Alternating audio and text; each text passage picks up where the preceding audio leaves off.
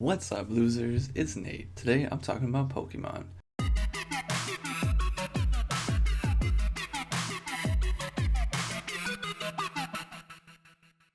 Today I'm going to talk about one Pokemon from each region that I've used to play through each game, whether I be restarting or beginning a new game. Playing these games growing up, I mainly cared about the way a Pokemon looked. Let's start with the Pokemon from Generation 1, Kanto regions. Scyther, the Mantis Pokemon. Its claws are sharp as swords, and it is a powerful flyer. This Pokemon is rarely seen by humans and almost never captured. Second grade me loved Scyther. Even though you can only catch him after unlocking the Safari Zone, I always got him every time I restarted or played through Blue version. The main reason why I wanted him was because I was excited to find out what he evolved into. Sadly, I found out eventually there's no evolution for Scyther in Gen 1. Going on to Generation 2, Johto regions. Crobat, the evolved form of Golbat. With its 2 additional wings, Crobat is able to fly much faster than Golbat. Crobat is the best Pokemon in the beginning generations. When I first caught a Golbat, I had to see what it evolved into. It took forever, just because I didn't know how to evolve Golbat into Crobat at the time. It wasn't until I finally asked my friends who were also playing and had internet so where they can look up he evolved into Crobat with happiness. Crobat is one of the fastest Pokemon in the game, so it always goes first. And who doesn't like going first in a battle? Back in the day, I didn't really know about stats or anything super specific.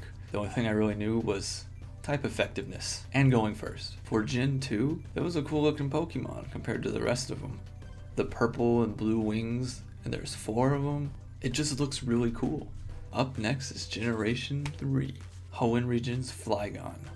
Flygon? Why Flygon? Well, when I first played Ruby version, I thought Flygon would evolve into Rayquaza. So I kept it in my party the whole game.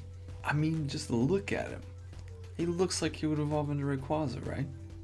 Not only did he not evolve into Rayquaza, I was also told that I had the wrong version to even catch a Rayquaza. That's why I used him the most, cause I thought I would get a Rayquaza before my brother and my friends. And for Generation 4, we have Sinnoh region's Lucario. By catching the aura emanated from others, it can read their thoughts and movements. Like Crobat, Lucario was another one that took me a while to evolve. Luckily, I was able to connect my neighbor's Wi-Fi to look up info on Riolu and how to evolve it. Lucario was another one of those fast Pokemon that goes first but can also do a lot of damage. Now, I still wasn't too knowledgeable about stats and IVs or EVs or whatever, so I pretty much just knew he was a good fighting Pokemon. That's it. Another reason why I like it is because he just looks cool. In this generation, he doesn't get a Mega Evolution because Mega Evolutions don't exist yet, but in Pokemon X and Y and Omega Ruby and Alpha Sapphire, his Mega Evolution makes him look 10 times cooler. Okay, since I've never really played through Gen 5 Unova region, I don't really have a favorite Pokemon from there. I mean, I have experienced some of them in the future generations after that, but I'm just gonna skip it for now. Skipping to Gen 6, Kalos region's Malamar, a dark psychic Pokemon. It wields the most compelling hypnotic powers of any Pokemon, and it forces others to do what it wants. Now, this Pokemon I thought was really cool when I first ran into Inkay.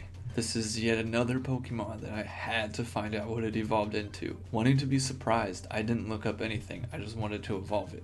Many hours spent training and leveling up Inkay, it didn't evolve. Finally, I gave in and I looked it up. I took my level 39 Inkay, leveled it up to level 40, turned my DS upside down, and there we got Malamar.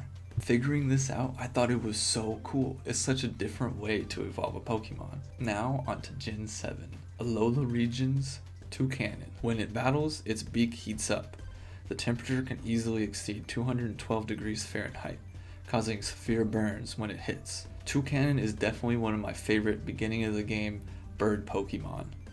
It starts out with a little Pokemon called Pikipek.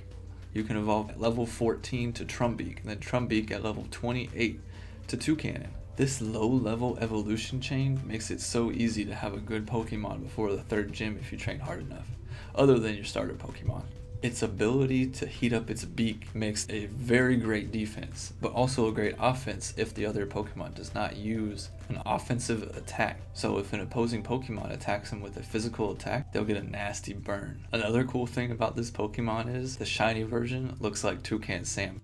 Finally, Galar's region Toxtricity. Toxtricity has an electrical organ on its chest. While generating electricity, it fills its surroundings with what sounds like the strumming of a bass guitar. When I first received a Toxel, I had no clue what it evolved into. I just liked the way it looked. First, I tried to breed a Toxel so I could get a shiny version because the shiny version of Toxtricity amped form looked so cool.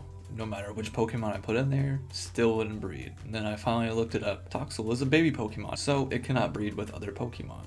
I had to evolve my Toxel. Sadly, I didn't have the correct nature Toxel, I just got the low-key form. There's even an attack specifically made for it that no other Pokemon can learn. Overdrive. Toxtricity also has an awesome Gigantamax form. I have not caught one yet, but I will, hopefully, before March 8th, when they stop showing up in raid battles. That's all I have for today. If you have any questions or would like to share your Pokemon that you use the most in any of the Generations games, comment down below. Don't forget to like this video and subscribe for more videos coming soon. See you later, losers.